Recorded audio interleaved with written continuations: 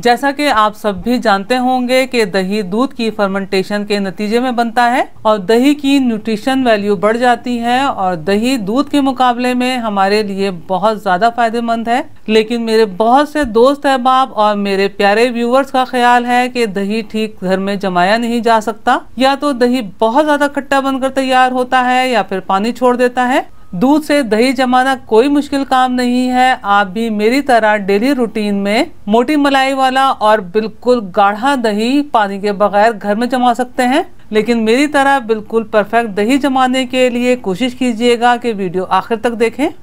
बिस्मिल्लाहिर्रहमानिर्रहीम। अस्सलाम वालेकुम फ्रेंड्स, उम्मीद है आप सब खैरियत से होंगे। सबसे पहले तो मैं आप सबको एक बात क्लियर करना चाहूंगी जो काफी व्यूवर्स मुझसे पूछते हैं कि टेट्रा पैक मिल्क से दही जमाया जा सकता है कि नहीं। टेट्रा पैक दूध से दही नहीं जमाया जा सकता क्योंकि उसमें बहुत ज्यादा केमिकल यूज किए जाते हैं, इसलिए दूध की फर्मेंटेशन ठीक तरह से नहीं हो पाती। अगर आप टेट्रा पैक दूध से दही बनाने की कोशिश करेंगे तो दही बिल्कुल चिपचिपा लेसदार सा बनकर तैयार होगा। इसलिए दही जमाने के लिए हमेशा खुला दूध गाय या भैंस का इस्तेमाल किया जाता है। मैंने दही जमाने के लिए 1 लीटर फुल फैट कच्चा दूध लिया है। अगर आप दही जमाने के लिए भैंस का दूध इस्तेमाल करते हैं तो ज्यादा बेहतर है, क्योंकि भैंस का दूध फैट ज्यादा होने की वजह से गाढ़ा होता है, जिसके नतीजे में दही बहुत गाढ़ा और मोटी मलाई के साथ बनकर तैयार होता है। दही जमाने के लिए गाढ़े दूध का इस्तेमाल किया जाता है, इसलिए मैं मीडियम फ्लेम पर दूध को मुस्तकिल फेंटते हुए 2 से 3 मिनट पका रही हूँ। लेकिन अगर आपको लगे कि आपके यहाँ जो दूध आता है वो बहुत पतला है तो 4 से 5 मिनट पका लीजिएगा।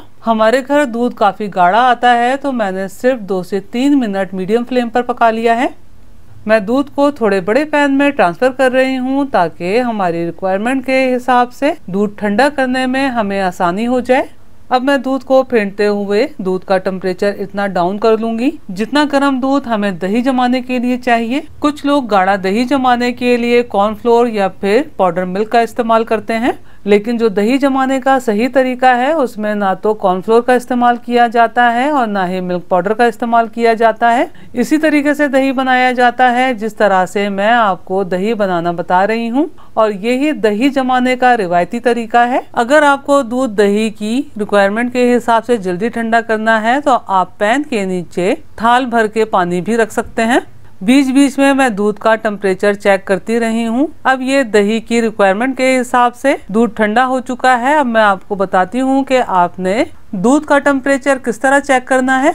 दही जमाने के लिए अगर आप सर्दियों में टेम्परेचर चेक करते हैं तो शहादत की उंगली से चेक कीजिएगा। अगर शहादत की उंगली दूध का टेम्परेचर आसानी से बर्दाश्त कर सके तो इसका मतलब है दही की रिक्वायरमेंट के हिसाब से दूध तैयार है। और गर्मी के मौसम में छोटी उंगली से चेक कीजिएगा, क्योंकि छोटी उंगली ज्यादा सेंसिटिव होती है।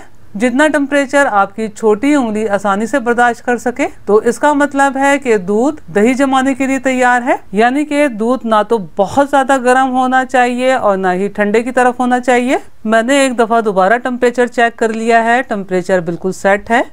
दही बनाना मेरा रोज का काम है तो मैं अपने एक्सपीरियंस से आपको दही जमाने का बिल्कुल सही तरीका बता रही हूँ। जाग लगाने के लिए जो आप दही इस्तेमाल कर रहे हैं आपने फेंट कर डायरेक्ट इस्तेमाल करना है। और दूसरा, कोशिश करें कि दही नॉर्मल इस्तेमाल करें जाग लगाने के लिए, यानी कि ना तो दही खट्टी होनी चाहिए और ना ही दूध की तरह मीठी होनी चाहिए। ये जो कनाली मैं इस्तेमाल कर रही हूँ इसमें 750 ml यानी कि 3 पाव के करीब दूध शामिल किया है, तो इसी हिसाब से मैंने 2 टीस्पून दही शामिल किया है। और अगर आप इसी क्वांटिटी में गर्मियों में दही बना रहे हैं तो दही जाग लगाने के लिए 1 टीस्पून इस्तेमाल करेंगे। अगर आप मोटी मलाई के साथ दही बनाना चाहते हैं तो इसी तरह दूध की सरफेस पर झाग होनी चाहिए।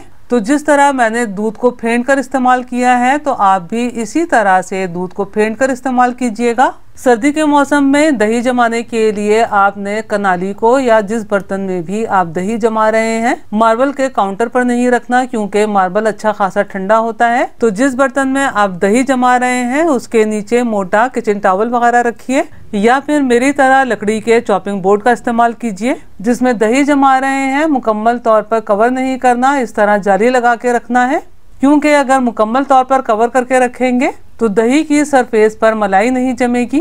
यहाँ पर काफी ठंड है तो किचन टॉवल वगैरह से कवर करके 7 से 8 घंटे मैं दही जमने के लिए ऐसे ही रहने दूंगी। ठंड के मौसम में 7 से 8 घंटे बाद आप दही चेक करें और आपको लगे कि अभी दही ठीक तरह से जमी नहीं है तो परेशान होने की जरूरत नहीं है। 1 से 2 घंटे दही को जमने के लिए मजीद दे दीजिएगा। गर्मी के मौसम में जाली से कवर करके काउंटर पर दही जमने के लिए रख दीजिएगा। 4 से 6 घंटे में बहुत अच्छी दही जमकर तैयार हो जाती है। ये मिट्टी का 200 ml का कोरा बोल है जिसमें मैंने दूध शामिल किया है और इसमें सिर्फ ½ टीस्पून जाग लगाने के लिए दही शामिल किया है। अब इसे भी हमें जाली से कवर करना है। दही को जमने के लिए 7 से 8 घंटे का टाइम देना है। 8 घंटे बाद ये परफेक्ट दही बनकर तैयार है। अगर मैं सर्दियों के मौसम में दही जमाती हूँ तो दिन में जमाती हूँ क्योंकि सर्दियों के दिन रात से बेहतर होते हैं, और अगर गर्मियों में दही जमाती हूँ तो रात को जाग लगा के दही जमाने के लिए रखती हूँ क्योंकि गर्मियों की रातें दिन के मुकाबले में बेहतर होती हैं। जब दही तैयार हो जाए तो आइंदा इस्तेमाल करने के लिए आपने दही को फ्रिज में रखना है। अभी ये मैं दही 1 से 1.5 घंटा फ्रिज में रखूंगी, फिर आपको मैं दही का रिजल्ट बताऊंगी। मैंने दही को 1 घंटा फ्रिज में रखा है। ये मोटी मलाई के साथ परफेक्ट दही बनकर तैयार है। आप मेरे तमाम स्टेप्स को फॉलो करते हुए दही जरूर बनाइएगा और मुझे कमेंट्स करके जरूर बताइएगा कि दही कैसी बनी। अगर आपको मेरा काम थोड़ा सा भी पसंद आया हो तो मेरी वीडियो को लाइक कीजिए, अपने दोस्त अहबाब में शेयर कीजिए, चैनल को सब्सक्राइब करना और बेल बटन को क्लिक करना बिल्कुल भी मत भूलिएगा। अल्लाह हम सबका दस्तरख्वान हलाल रिस्क से वसी तर फरमाए, आमीन। मुझे और मेरी फैमिली को भी अपनी दुआओं में याद रखिएगा। अपना और अपनी फैमिली का बहुत ख्याल रखिएगा। अगली रेसिपी की वीडियो तक के लिए अल्लाह हाफिज।